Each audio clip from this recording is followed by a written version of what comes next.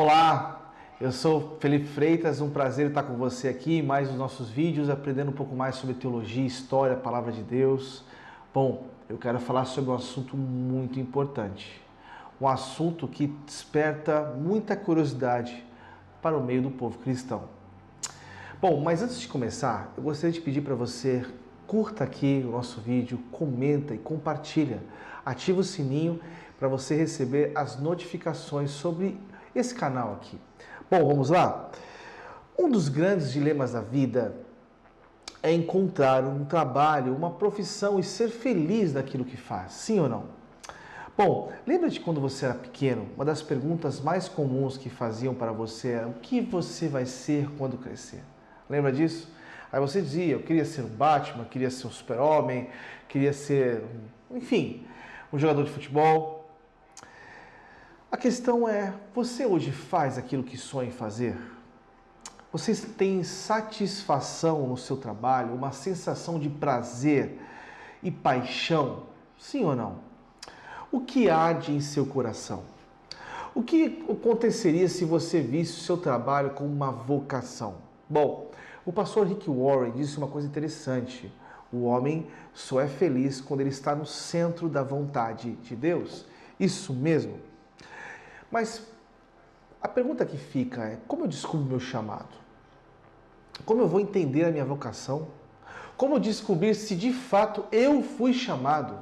Bom, para responder essa pergunta tão emblemática, eu gostaria de pedir que você leia comigo a sua Bíblia aí em Jeremias capítulo 1. Enquanto isso, eu vou pedir para você curta, comenta e compartilha aqui nesse vídeo. Amém? Vamos lá? Jeremias capítulo 1 disse uma coisa interessante. As palavras de Jeremias, filho de Ilquias. Vamos ler a partir do verso 5.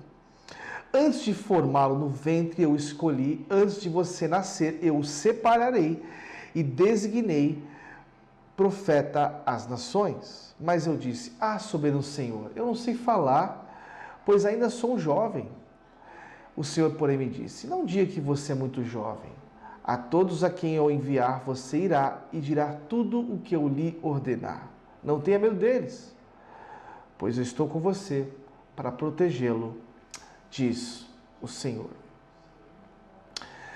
Jeremias, quero falar sobre esse homem que foi chamado para pregar a um povo de coração obstinado, duro, uma nação corrupta, cheia de injustiças, que vivia sob o peso e jugo da idolatria.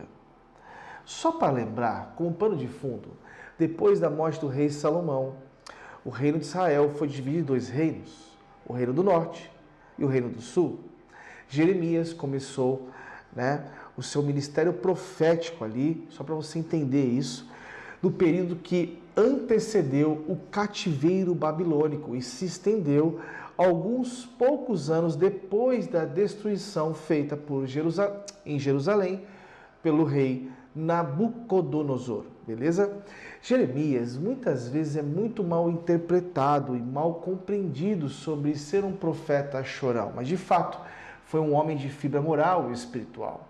Não é à toa que o próprio apóstolo Paulo viu o seu ministério como o de Jeremias. Mas eu quero destacar aqui como descobrir o meu chamado e a minha vocação. 3 fatos fundamentais merecem atenção sobre o chamado de Jeremias. Primeiro, o Deus que te chama é o Deus que te comissiona. Lembrando, o conteúdo dessa mensagem que eu estou trazendo para você aqui, dessa reflexão, está baseado nesse meu mais novo livro chamado A Loucura do Evangelho. Mas em primeiro lugar, o Deus que te chama é o Deus que te comissiona. Vamos lá. Jeremias, ele vem de uma cidade simples chamada Anatote, um lugar que ficava a 5 quilômetros de Jerusalém. Foi um homem do campo e que conhecia as coisas da lavoura. Tanto que o próprio Jeremias descreve o lugar com ternura a qual ele morou. Jeremias veio de uma família sacerdotal, mas o seu chamado crescia como uma tempestade que se aproximava. Mas o chamado de Deus, ele é irresistível. A sua vocação foi através de uma experiência profunda com Deus. Enquanto Jeremias estava sendo carregado no ventre da sua mãe, o Senhor estava preparando tudo para a sua chegada. o seu trajeto, a sua história. Eu creio que estes são os processos de Deus para a formação de um homem ou de uma mulher. E agora ele recebe 4 declarações divinas. Quais são elas? Ele recebe, Deus fala para ele, eu te formei. Isso mostra que Deus é soberano e controlador de toda a história. Eu te conheci.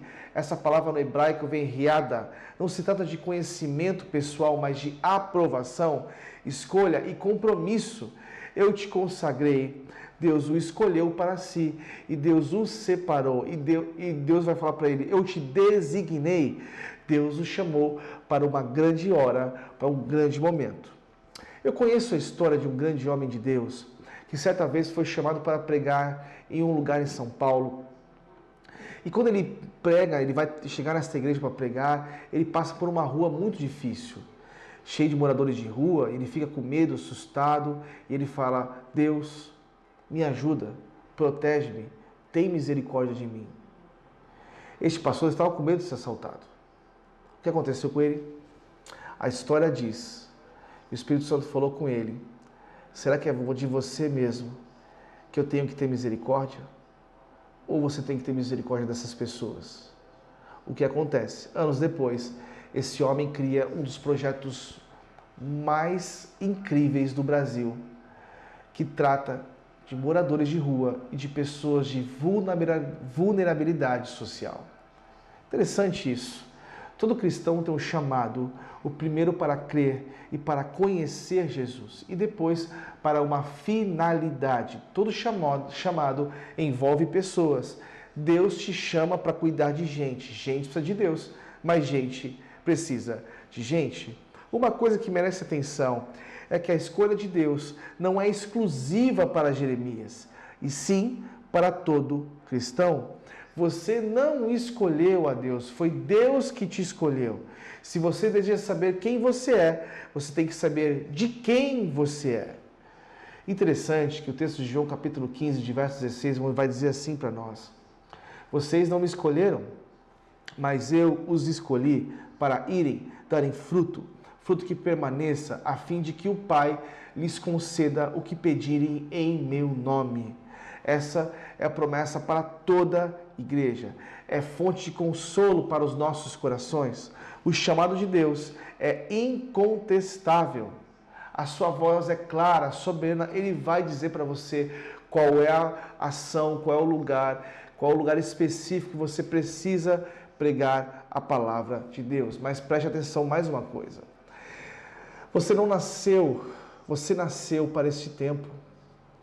Você não nasceu adiantado e nem atrasado. O Senhor te formou no ventre da sua mãe. Ele te comissiona para uma tarefa árdua e difícil. Ele escolheu para você pregar o Evangelho em um lugar onde você está inserido. Você não tem que esperar o ambiente perfeito para pregar o Evangelho. Você não precisa esperar a sua vida financeira ficar perfeita para pregar o Evangelho.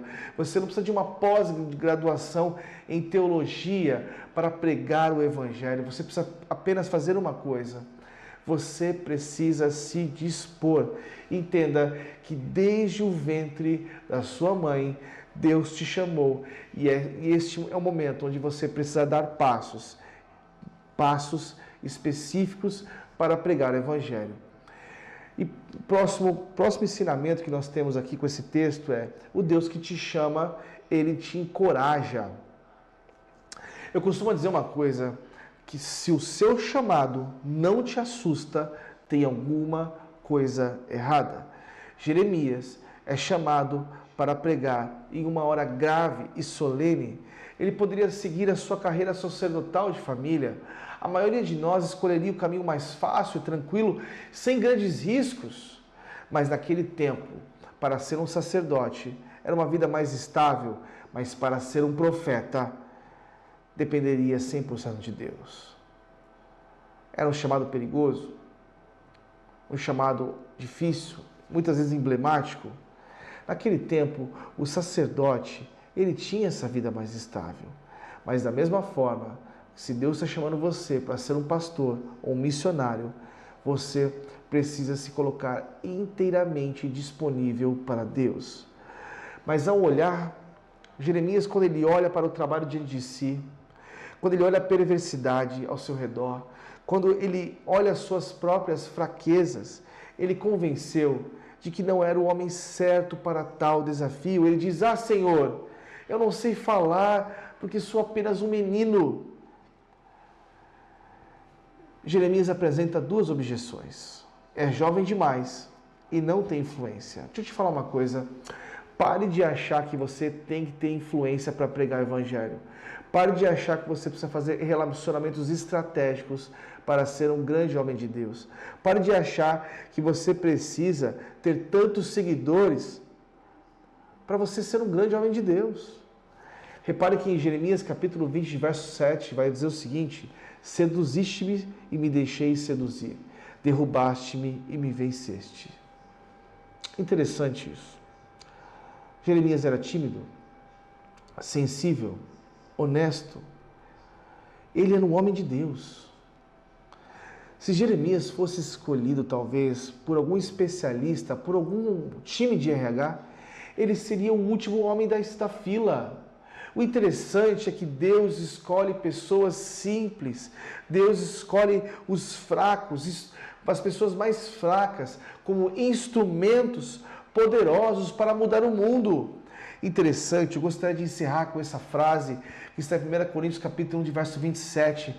Mas Deus escolheu as coisas loucas do mundo para envergonhar os sábios, escolheu as coisas fracas do mundo para envergonhar os fortes, escolheu as coisas mais insignificantes do mundo e as desprezadas e as que nada são, para reduzir a nada as que são, para que ninguém se vanglorie.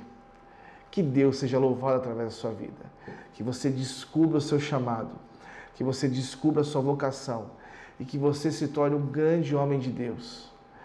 Curta, comente e compartilhe esse vídeo. Espero você nos nossos próximos vídeos. Que Deus te abençoe.